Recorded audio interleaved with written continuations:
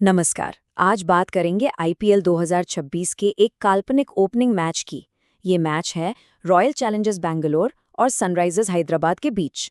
तो चलिए एक सोर्स के आधार पर इस भविष्यवाणी का विश्लेषण करते हैं और देखते हैं कि कौन सी टीम ज्यादा मजबूत दिख रही है और वजह क्या है। तो इस पूरे विश्लेषण को समझने के लिए हम इन 5 हिस्सों पर नजर डालेंगे। शुरुआत करेंगे चैंपियंस की घर वापसी से, फिर देखेंगे दोनों टीमों के आंकड़े, पिच का मिजाज कैसा रहेगा, कौन से खिलाड़ी अहम होंगे और आखिर में सोर्स का फाइनल फैसला क्या है। चलिए सबसे पहले बात करते हैं उस चीज की जो इस मैच को सिर्फ एक खेल नहीं बल्कि एक इमोशनल कहानी भी बनाती है। देखिए सोर्स एक बहुत बड़ी बात हाईलाइट कर रहा है। आरसीबी जो पिछले साल की चैंपियन है, वो पूरे 1 साल के बैन के बाद अपने home ground M Chinnaswamy stadium में वापसी कर रही है। सोचिए माहौल कितना जबरदस्त और भावनात्मक होगा। अच्छा, अब इमोशन से हटकर जरा आंकड़ों पर आते हैं। देखते हैं कि कागज पर यानी अपने पुराने रिकॉर्ड्स के हिसाब से ये दोनों टीमें एक दूसरे के सामने कहाँ खड़ी होती हैं। अब देखिए आंकड़े क्या कहते हैं। Overall head to head record में 25 मैचों में से सनराइजर्स हैदराबाद ने 14 जीते हैं, मतलब आरसीबी के 11 के मुकाबले। तो थोड़ी सी बढ़त एसआरएच के पास जरूर है। लेकिन जैसे ही हम एम चिन्नास्वामी स्टेडियम की बात करते हैं, पूरी कहानी ही पलट जाती है। अपने घर में आरसीबी का दबदबा साफ दिखता है। यहाँ हुए 8 मैचों में से 5 आरसीबी ने जीते हैं। और यहीं पर इस मुकाबले का असली मजा है, जो सोर्स भी बता रहा है। ये एक क्लासिक टक्कर है।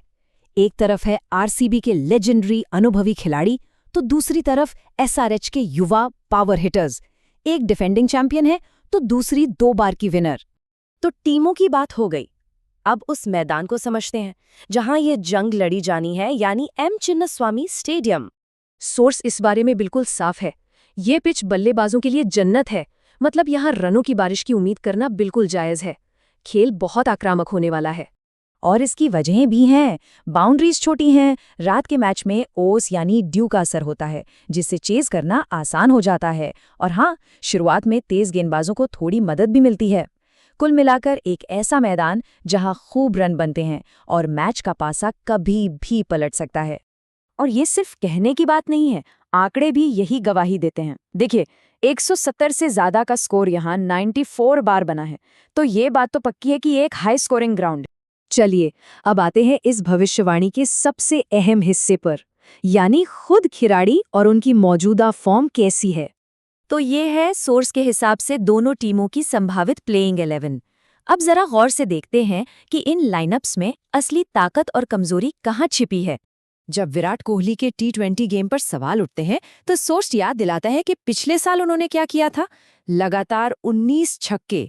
ये उनकी पावर हिटिंग का एक जबरदस्त सबूत है। लेकिन आरसीबी के लिए एक बड़ी चिंता भी है। सोर्स की माने तो उनके कुछ बड़े खिलाड़ी जैसे फिलिप सॉल्ट और टिम डेविड, वो कह सकते हैं कि टच में नहीं है, मतलब फॉर्म में नहीं है।